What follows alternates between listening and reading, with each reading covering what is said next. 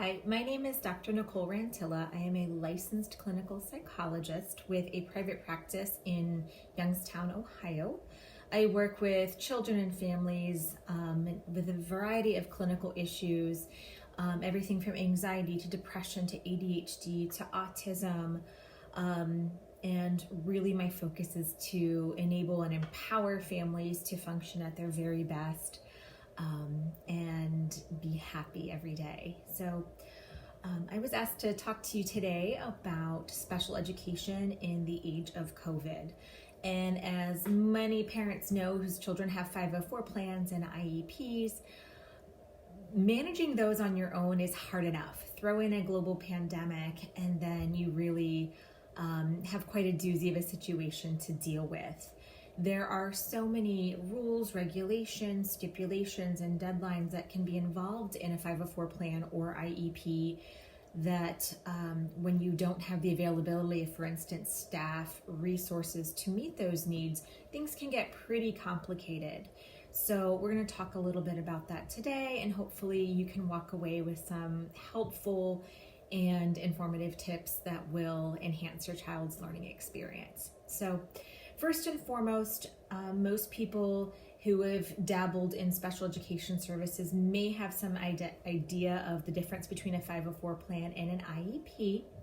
And if not, just a couple things to remember: that a 504 is a more general plan that's created for a student who has any disability. And those guidelines typically outlined in a 504 plan typically have a lot more to do with basic accommodations.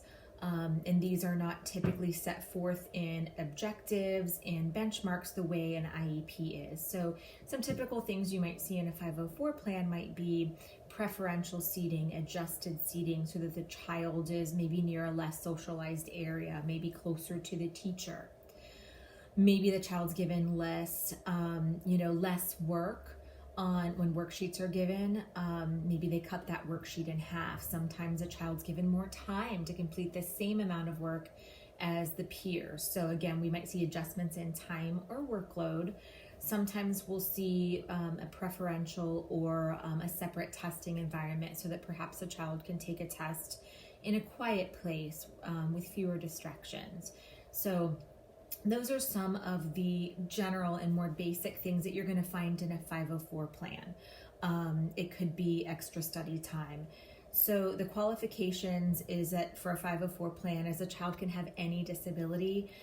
Fairly often I'll have a parent inquire with me about a 504 plan, and if the district is on board, then what it may simply take is my signature on letterhead attesting that that child has that disability. Typically testing is not involved, whereas it is involved in the IEP. With the IEP, remember that the child has to qualify under one of 13 different areas of disability, and this could be ADHD, autism, behavioral difficulty, emotional disturbance, other health impaired. So you're going to hear words like that. The IEP does have clearly defined goals, objectives, and benchmarks. So if you look at a 504 document compared to an IEP document, of course, the IEP is much bigger, involves more people, typically a systemic treatment approach where the speech pathologist, an occupational therapist, and professionals such as those will become involved. The key thing to remember about both is that both are legal documents. They are contracts. They're contracts between the school district and the staff associated with the school and the parent and the child. So in both circumstances, that's an obligation that exists between the school district and the child to render those services. And again, parents, I always encourage them to be up on that, check in with your child, check in with the teacher, know how many minutes of a certain service the child will get each week, know that the child is being given, for instance, that preferential seating or that extra time.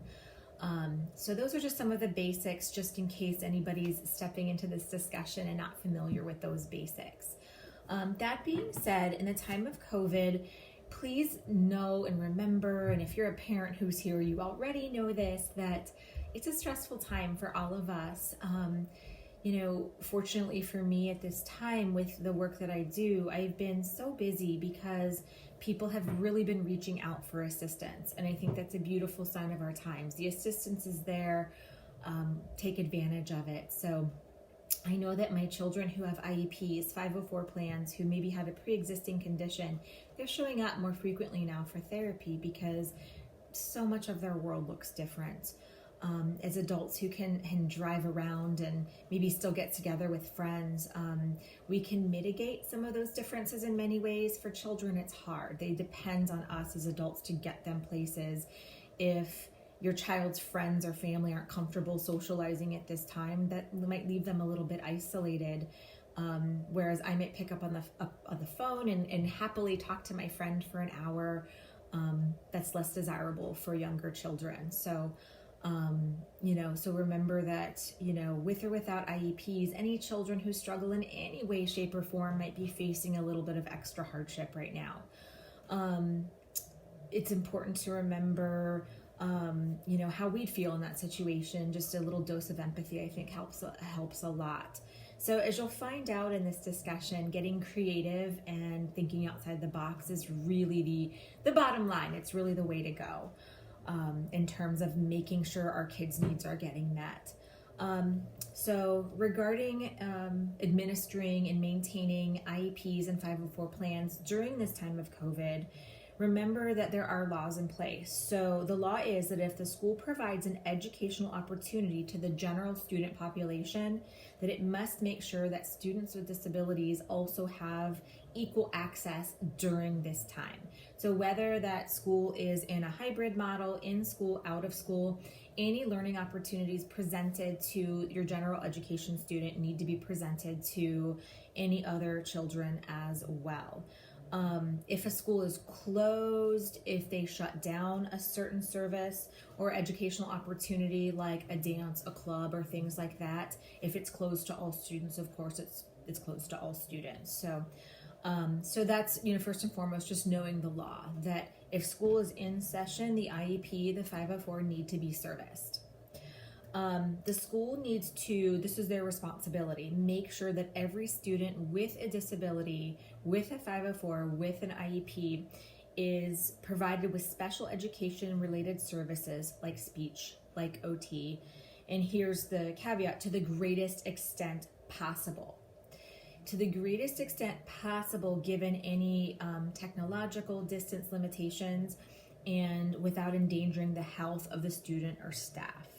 So there are some services that I know that some of my kids typically get, like a lunch bunch, a social skills group at lunch, that as of right now have not been able to exist yet because of safety and putting kids together, eating without masks on and things like that. So, again, to the greatest extent possible, these services still need to continue, of course, with the caveat of keeping everybody safe. It's important for parents to know too that IEP meetings or staffings, if you're having things come due, as you probably know, if your child's been on one a few years, you might know every October we have our staffing. What's going to happen now is that schools are not required to do these meetings in person. Virtual options and phone conferencing are being used right now as alternatives. So far I've sat in on several Zoom IEP meetings. And it's been, obviously we have to adjust to it, but is it less than ideal? Maybe, but we still got all of the minds together for the purpose of making sure that the children who are being considered got everything that they needed. And it is really difficult when you're having an IEP meeting and, maybe it's remote learning and the teacher has yet to meet the child in person. So we do have to consider that, which I'll get to that point too, because as much as it may feel like parents are losing time here, we're still going to be meeting kids where they are. So that kind of does bleed into the next point, which is legally you are entitled to compensatory services to make up for time and instruction lost during school closures. So parents whose kids were kind of maybe getting close to graduating out of an IEP or 504, maybe had a lot of services taken away because the child progressed and no longer needed them, know that if there is any regression during this time, that legally the school has that obligation to make sure that you continue to meet the child where he or she is. Again, unfortunately, skills are going to be lost during this time. I wish that weren't the case. I'm particularly concerned about some social skills. I'm concerned about kids keeping up with the pace. For instance, if you haven't mastered some basic phonics, sight reading and reading concepts, and then you go to 4th grade, past the 3rd grade reading guarantee, how's that going to affect some children? And again, that's where the compensatory services will come into play. We may find some kids who didn't need an IEP or 504 before COVID. Maybe they need one now. We'll have to, again, those are all very individual decisions, but I've tried to tell parents, let's take it day by day. Let's keep assessing. Let's see where they're at. It's very much, the therapist in me tries to assure parents that let's not worry about what we don't know yet. Those are things that we'll figure out. And you'll have psychologists like me in your community who understand that and really want to make sure that we are just, advocating fiercely for these children. So, as I said previously, the reality is that by law, schools must provide some kind of support for children with disabilities, whether school's in session or not, in person. The reality is, this is the unfortunate piece, is that you can't always provide exactly a 1-to-1 ratio of what would happen at school to provide that at home. Like I said, groups are a prime example at a time when we've really tried to limit group gatherings and face-to-face contact, especially, how it is, the younger the child, the more they're going to touch each other, be in each other's personal spaces. Those things present major challenges. So again, being realistic that one of the realities is that yes, the law is there. At the same time, everything's not going to be on a 1-to-1 ratio. And we'll talk about some tips for that, try how we modify things, how we make things available for kids. The other reality is that I don't know about you, but even for me to sit in front of a computer for long stretches of the day, that's really hard. It's really hard. I sit a lot because I'm sitting and talking to people, and I know that I get thrilled when I have a child right in the middle of my day to get on the floor and do some play therapy. So again, as adults, we know how that is. So the reality is sitting in front of a computer for long stretches is not fun for kids. My best friend has a child starting kindergarten. She doesn't understand why she has to sit at one place all day, because guess what? If she were in school in kindergarten, she'd get to be moving around, whether it's to stations, to the carpet for reading, back to the desk, to the lunchroom. So we have to be really realistic in that with virtual learning, these challenges are very real. They're frustrating for us. They're frustrating for kids. What I've tried to encourage parents to do is mimic the school schedule as much as possible. Space can be obviously a limitation. Not everyone has a humongous space to work with at home, but maybe trying to set up different stations in your home, offering breaks when the school would do breaks and do lunch, so that the school day mimics either what the child was already used to or what they will be used to at some point when they return back in person. So, a few tips. First and foremost, I know the school year has already begun and your decisions are already made. It's October. Every day, though, I just really lovingly and encouragingly support parents to make the decision that makes sense for them. If they hear of an exposure either at school or within their family and need to make a decision or a change about bringing the child back home for remote learning, or switching them to in-person learning, obviously within the parameters of what your district's rules are. I think my bottom line is I've been telling parents, you do you, that if you get on Facebook or, social media anywhere, everyone's got an opinion, and but they don't know your situation. So make your decision that makes you feel the safest, that's best for your child. Obviously, we have to take this virus quite seriously. At the same time, we want to take mental health of children very seriously as well. And if your child you feel is at great risk for any emotional risk factors, make the decision that is best for them in that realm as well. So do what's right for you, even if it means unplugging from others' opinions and social media. Another tip, get a copy of your child's IEP. At the end of any IEP or 504 meeting, you're offered a copy. They usually print one for you and give it to you. If you lost it, that's okay. You've got a lot to keep track of. So don't feel bad if you lost it. You're not bothering anybody. I promise you, it's easily accessible in a file folder somewhere that someone can fax you, email you, or you can pick up or have mailed. So get a copy, and again, don't feel bad if you have to get an extra one. You're not a bad parent. I have a lot of parents tell me that I don't want to bother them. Well, it is their job, and if it's going to help you rock out homeschooling education, then you go for it. We have to translate goals also into the new reality. We have to, like I said before, we have to see what looks the same and what looks different. So obviously gym is not going to be in the gymnasium with all of the other kids. So how can we translate that? Is it, gardening? Is it planting flowers? Is it watering your mums right now? Is it going for a walk? Is it taking the dog for a walk? I'm a huge proponent of healthy physical activity to boost mental and emotional health. So things like gym class they're very important to me. We can't let those things go. But what does it look like in this new era? What does home ec look like if your child has a home economics class? What does, math or finance or accounting or statistics look like? If there are ways to make that real life, helping them to learn a budget or things like that you might already be doing at home, planning a grocery list, do those. Fit the new reality. Let's look at this less as an obstacle and more of an opportunity for learning. What are the things that, maybe your 10th grader that you think that they should know being 2 years possibly out from going away to college? Maybe it's laundry. Maybe it's cooking because they're learning proportions and how things work together. So let's translate goals to the new reality by getting very creative, as you'll keep hearing me say. A good example is, some of the social aspects that for the younger kids they might have gotten at school, like taking a turn or learning to share.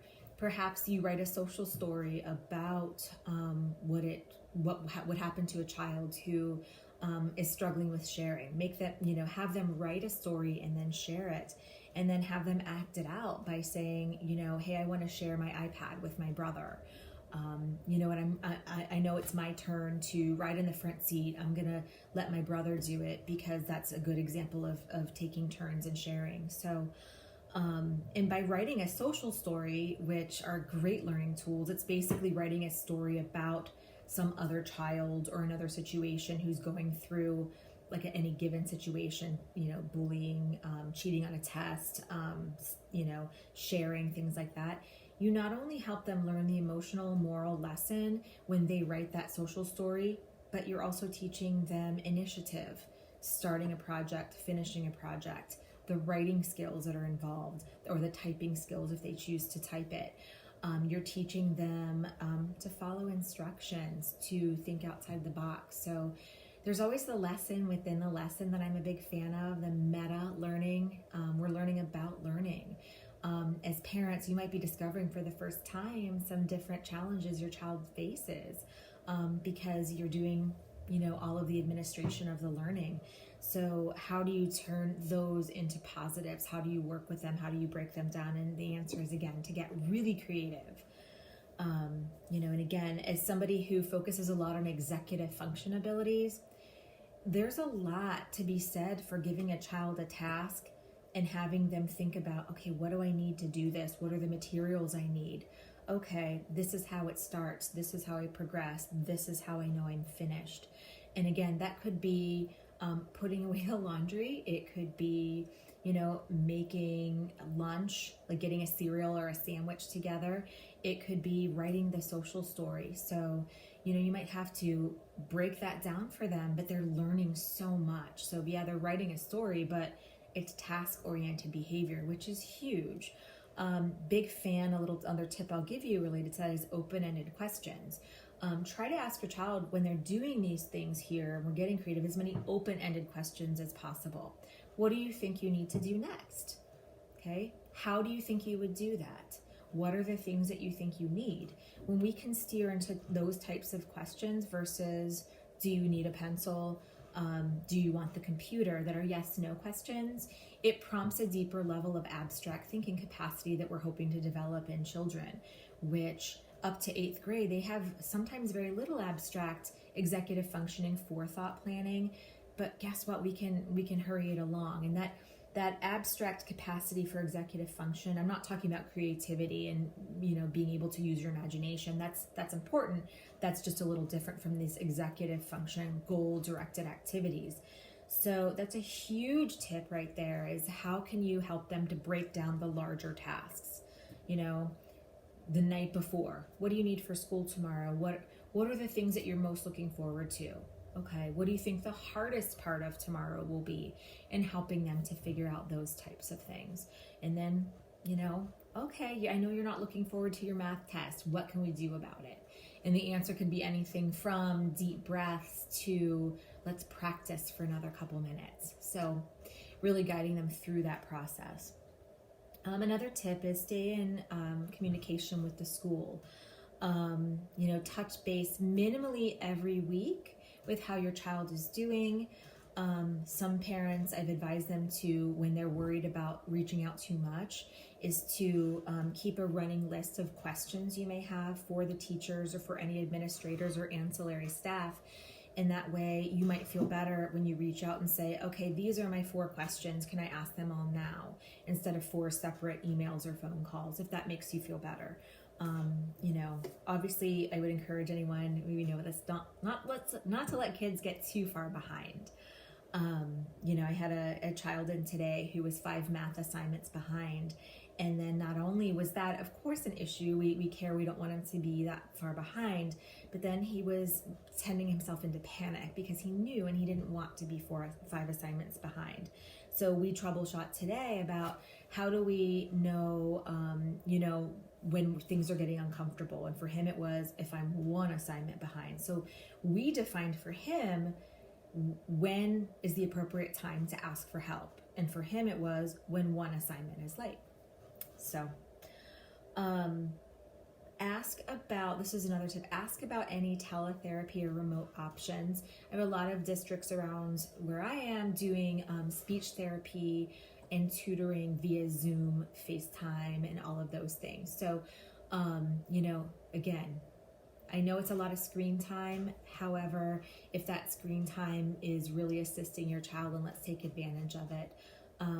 OT, occupational therapy goals, can be written down for parents to follow so that you can engage in play-based activities or even sensory-based activities that help some of those other goals become met.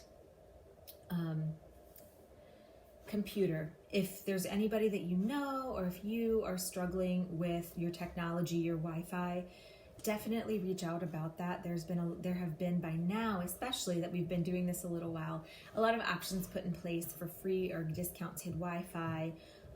Schools have been given different grants to have computers available to kids. So, definitely speak up if that's an issue. Huge thing too is keep a record of what you do every day. Keep a record of concepts learned. Keep a list of materials the school has given, dates of every lesson, your child's reaction, note skills that seem to have maybe regressed. Maybe they used to be able to multiply and now they're slipping back to it. Maybe they're mixing up their signs now. These records here right now of what your child's doing every day become especially important if you're talking about compensatory services, okay? So if, back in March, your child was rocking out multiplication and now they're losing track of it, we need to know that because that's a regressed ability, and we need to get compensatory services for it. So the more documentation you have, it'll let people know that A, the need exists, and B, to what extent the support it becomes necessary. So definitely good records. Structure your days. That's a really important one. I said it before. I will stand by that and say it again. Designate certain blocks of the day with certain goals, with certain things that happen. Try to adhere to that. Kids love consistency. Kids thrive on consistency. We as adults do, sometimes, again, just with that more mature emotional development and things like that, we can sway in that flexibility and come back to it. But it is harder for kids. So, predictable morning schedule. The morning I know is tough. Your child might be the child who has to start off with the harder thing and get it out of the way, so it reduces, any negativity, any frustration tolerance. And we're like that as adults too. If you told me I had to get a root canal and I could get it now or in a week, I would say, take me now. There's some of us who are the opposite that will put off. So know that about your kids. Is your child the child who you have to put the least preferred activity before the more preferred activity? And then the more preferred activity becomes the just inherent reward. I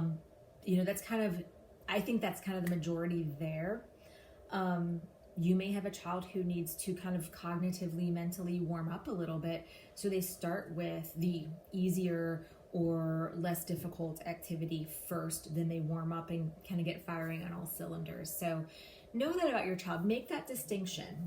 Again, for the most part, it's kind of like, when I make a behavior plan for a child, and I'll say, okay, your child hates to do homework, but favorite part of the evening is dessert. Okay, then I would always put homework earns dessert, right? So keep that in mind, that again, you have to know your child first and foremost, and I know you do.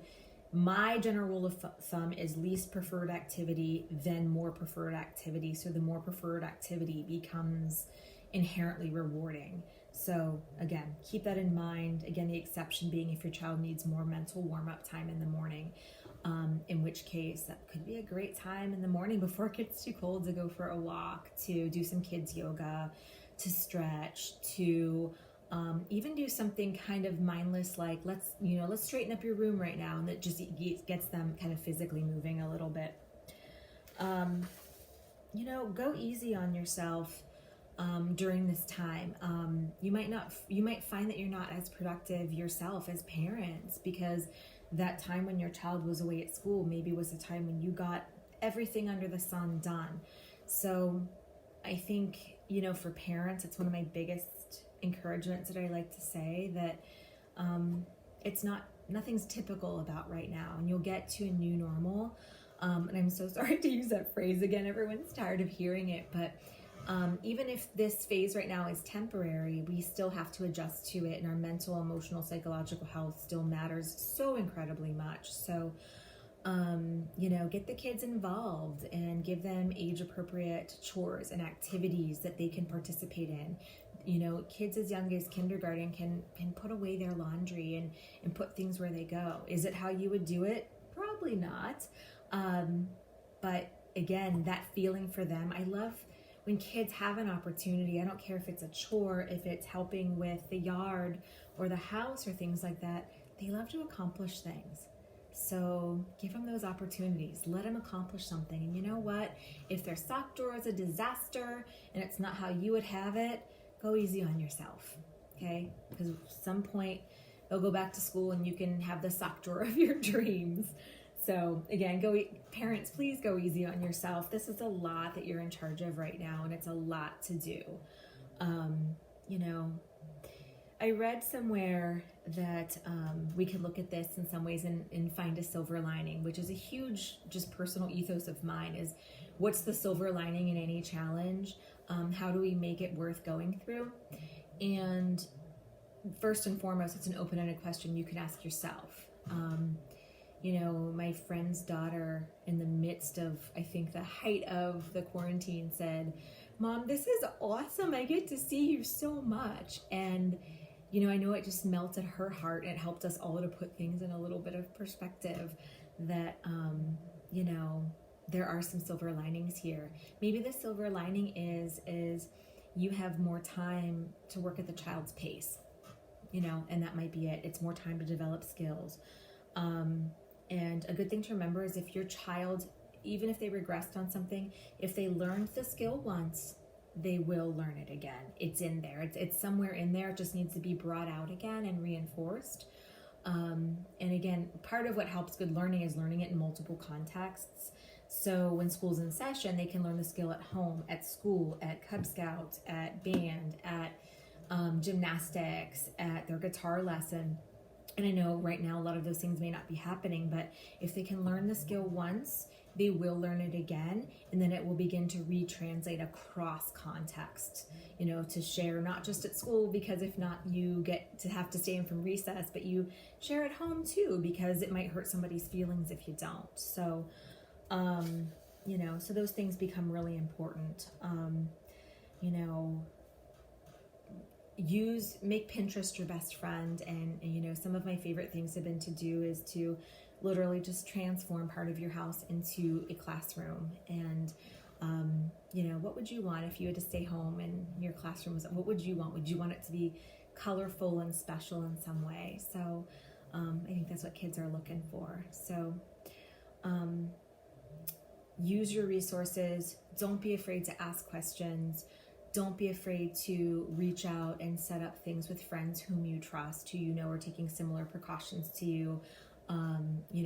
Vent to them, share with them, get the kids together in a safe way, and let's use our community. So good luck, everybody.